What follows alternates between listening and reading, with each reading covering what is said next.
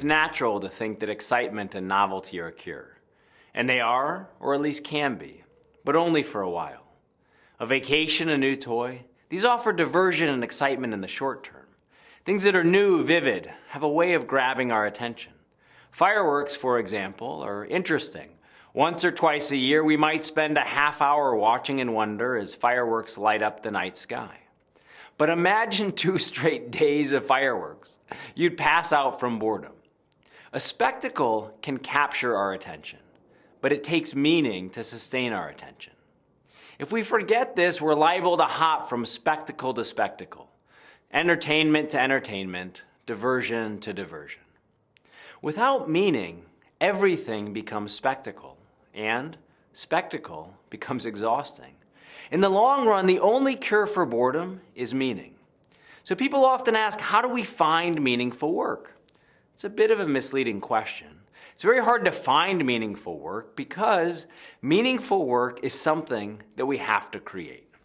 Viktor Frankl, Holocaust survivor and author of Man's Search for Meaning, said that we create meaning in 3 ways: by the people we love, by the way we deal with unavoidable suffering, and by the work that we do. Our most meaningful work may be the work that we do at our jobs, but often, and for many people, their most meaningful work is not the work they get paid to do. My dad, for example, worked for the Department of Agriculture. I know that he took pride in doing his work well, but I also know that my grandfather died when my dad was 6 years old. Growing up without a father, my dad swore he'd be a father to his sons. He often left the house at 4:30 a.m. so that he could put in a day's work and still be home when we came home from school.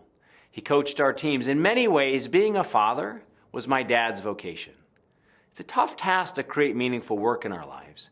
Giving a baby a bottle at 3 a.m. isn't often exciting, but being a parent is meaningful in a way that riding 100 amusement park roller coasters can never be. Being an entrepreneur or an artist means thousands of hours of work with no sure reward. But the satisfaction of creation is meaningful in a way that indulging 1,000 cravings can never be. Most of us can create meaning only when we're devoted to something larger than ourselves.